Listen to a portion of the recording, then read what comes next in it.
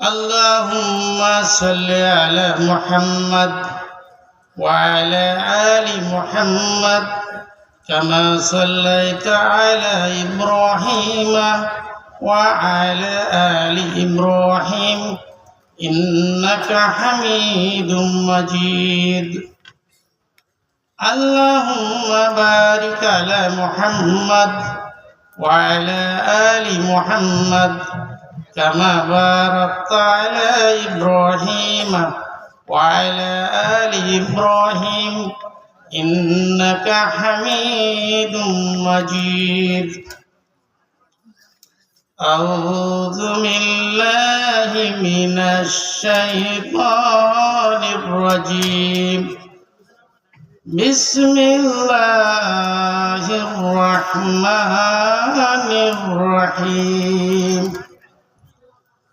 اقرأ باسم ربك الذي خلق خلق الإنسان من علق اقرأ وربك الأكرم الذي علم بالقلم علم الإنسان ما لم يعلم.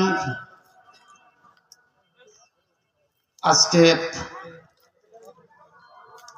এই মহতী সভার ইকরা নুরানী হাফেজিয়া মাদ্রাসা কর্তৃক আয়োজিত এই সভার সম্মানিত সভাপতি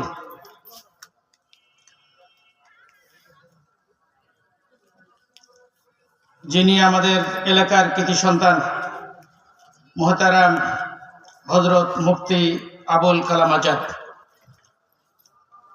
এই মাহফিলের প্রধান বক্তা হযরত মাওলানা ইকরামুল হক সাহেব, উনি বিশিষ্ট ইসলামিক চিন্তাবিদ এবং মুফাসসিরুল কুরআন এবং তিনি ইসলামী সঙ্গীত শিল্পীও বটে। দ্বিতীয় বক্তা হাফেজ মাওলানা আতিয়ার রহমান চুয়াডাঙ্গা এবং বিশেষ বক্তা হযরত মাওলানা ইয়ামিন হুসাইন সহ মঞ্চে উপবিষ্ট সম্মানিত ওলামায়ে ইকরাম, সম্মানিত এলাকাবাসী, পর্দার আড়ালে মা ও বোনেরা, আসসালামু আলাইকুম। আমি আলিম নই, আমার সামনে এবং পিছনে অনেক আলিম বসে আছে, হাফেজ বসে আছে। তারপরে আমাকে যদিও অনুরোধ করা হয়েছে, আমি দু চারটি কথা আমি বলতে চাই।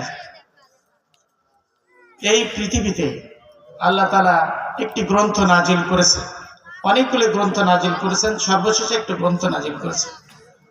সে বইটির নাম হচ্ছে কোরআন, পবিত্র কোরআন, কোরআনুল মাজিদ। আমি যে আয়াতটি তেলাওয়াত করলাম, যে 5টি আয়াত তেলাওয়াত করলাম, এই 5টি আয়াত হচ্ছে পবিত্র কোরআনের সূরা আলাকের প্রথম 5টি আয়াত, যা আল্লাহ পাক সর্বপ্রথম নাজিল করেছেন। এই আয়াতের প্রথমেই বলা হয়েছে ইকরা, মানে পড়ো। ইকরা অর্থ পড়ো। আমাদের এই মাদ্রাসার নামটাও প্রথম নাম হচ্ছে ইকরা, পড়ো। আল্লাহ পড়তে বলেছেন এবং এরপরে আল্লাহ তাআলা এই আয়াতের পরে আরো বলেছেন যে আমি কলমের মাধ্যমে মানুষকে শিক্ষা দিয়েছি এবং তোমরা পড়ো, তোমরা জানো।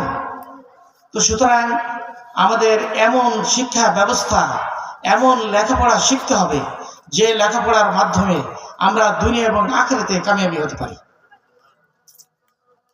তা আমরা কিভাবে কামিয়াবি হব? যদি কেউ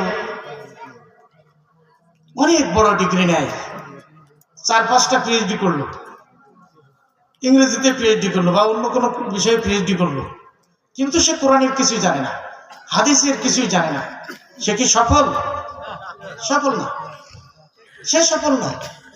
সফলকে আল্লাহ তাআলা বলছেন, আল্লাহ তাআলা পবিত্র কোরআনে বলছেন, ইন্নাল্লাযীনা আমানু ওয়া আমিলুস সালিহাতি উলাইকা হুম খায়রুল বারিয়া। যারা ঈমান এনেছে, নিশ্চয় যারা ঈমান এনেছে এবং ভালো আমল করেছে, ভালো কাজ করেছে, সৎ পথে চলেছে, তারাই শ্রেষ্ঠ, তারাই সফল কাম, তারাই পৃথিবীর সেরা, বেস্ট অফ দ্য বেস্ট, তারাই সেরা, তারাই সঠিক মানুষ, তারাই ভালো মানুষ, তারা সৃষ্টির সেরা।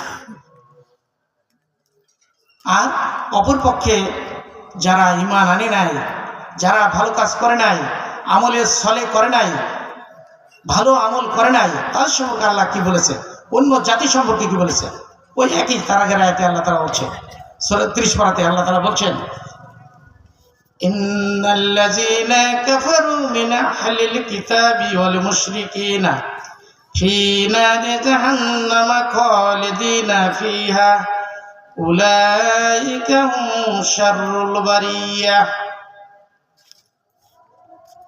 আহলে কিতাবধারীদের ভিতরে যারা কাফের, মুশরিক, যারা মুনাফিক, তাদেরকে আল্লাহ তাআলা কঠিন শাস্তি দেবেন। খালিদিনা ফিহা, তারা চিরস্থায়ী জাহান্নামে যাবে, চিরস্থায়ী জাহান্নামে যাবে। এবং তার সম্পর্কে বলা হয়েছে যে তারা সৃষ্টির নিকৃষ্ট, ওয়ার্স্ট অফ দ্য ক্রিয়েশন, ইংরেজিতে বলা আছে ওয়ার্স্ট অফ দ্য ক্রিয়েশন, সৃষ্টির সবচেয়ে নিকৃষ্ট আল্লাহ তাআলা বলছেন। তো আমরা সবাই উৎকৃষ্ট হতে চাই তো নাকি? আমরা কি আমাদের সন্তানদের উৎকৃষ্ট বানাতে চাই তো নাকি? ইনশাআল্লাহ। আমি আমার বক্তব্য দীর্ঘায়িত করব না, আমি শুধু দু একটি কথা আর দু একটি কথা বলবো। দেখেন, এই কোরআনের কথা কিন্তু অনেক সময় আমরা বলতে পারি না, আমাদের আলেমরা কিন্তু বলতে পারে নাই, অতীতে বলতে পারে নাই, মন খুলে অনেক কথা বলতে পারে নাই। যারা কোরআনের বিরোধিতা করবে, যারা হাদিসের বিরোধিতা করবে, যারা আল্লাহ এবং আল্লাহ রাসূলের বিরোধিতা করবে, যারা প্রতিষ্ঠানের বিরোধিতা করবে, তাদের ঠিকানা কিন্তু কি, তাদের ফয়সালা কি হবে? এর ফয়সালা কে করবেন? আল্লাহ করবেন। সুতরাং আল্লাহকে ভয় করুন। ইন্না বাতশা রাব্বিকা লাশাদীদ, আল্লাহর শাস্তি অত্যন্ত ভয়ঙ্কর, অত্যন্ত ভয়ঙ্কর। আল্লাহকে ভয় করুন। আমরা সবাই আল্লাহকে ভয় করার চেষ্টা করি।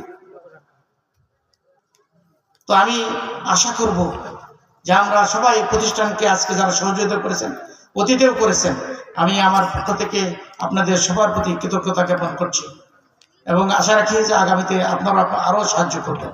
এই সাহায্যের মধ্য দিয়ে আমরা একটি সুন্দর প্রতিষ্ঠানে এখানে রূপান্তরিত করব। আর যেখানেই ইসলামের কথা হবে, ভালো কথা হবে, সে কথাগুলি আমরা শুনবো। আমরা দলাদলি করব না, আমরা সবাই মুসলমান, আমরা সবাই মুসলমান। আমি গতকাল আসতে আমার দেখতে দেখতে আসছিলাম, আমি অনলাইনে হঠাৎ করে দেখি যে ঢাকা যখন পাস করে সেখানে একটা বিরাট একটা জায়গা, ওখানে একটা মূর্তি ছিল, বিশাল মূর্তি, সে কত কোটি টাকা খরচ করেছিল আল্লাহ জানে। তো এখানে ঘুরছে, আমার ড্রাইভার বলছে, স্যার এখানে তো বিশাল মূর্তি ছিল। তো আমি বললাম যে কতগুলো মূর্তি হয়েছে দেখি তো। তো অনলাইনে খোঁজ করে দেখি যে 1500 মূর্তি, এই 1500 মূর্তি ভাঙা হয়েছে বাংলাদেশে এই 5ই আগস্ট থেকে 7ই আগস্ট পর্যন্ত। তার একটা লিস্ট দিয়ে দিয়েছে কতশো কোটি টাকা খরচ হয়েছে। বলেন, এ টাকা আমার আপনার, বলেন আমার আপনার টাকা দিয়ে খোলা খরচ করা হয়েছে। সুতরাং এই মূর্তিকে ধ্বংস করার জন্য নবী করিম সাল্লাল্লাহু আলাইহি ওয়াসাল্লাম প্রেরণ করা হয়েছে। এটা কিতাবের ভিতরে আসছে, আল্লাহ কোরআনের ভিতরে বলছে যে আমাকে প্রেরণ করাই হয়েছে এই মূর্তিকে ধ্বংস করার জন্য, বিনাশ করার জন্য। তো সুতরাং আমরা কি মূর্তির পক্ষে থাকবো না দিনের পক্ষে থাকবো, ইসলামের পক্ষে থাকবো? সঠিক তো? আমরা ইসলামের পক্ষে থাকবো। যদি আমরা ইসলামের পক্ষে থাকি তাহলে নিশ্চয়ই আল্লাহ আমাদের পক্ষে থাকবেন, আল্লাহ আমাদের জান্নাত দান করবেন। এবং যে জান্নাত পেল সে সফল কাম হলো, আর যে জাহান্নামে গেল সে ধ্বংস হলো। আমি আমার বক্তব্যকে আর দীর্ঘায়িত করবো না, প্রধান বক্তা অনেক বক্তব্য দেবেন।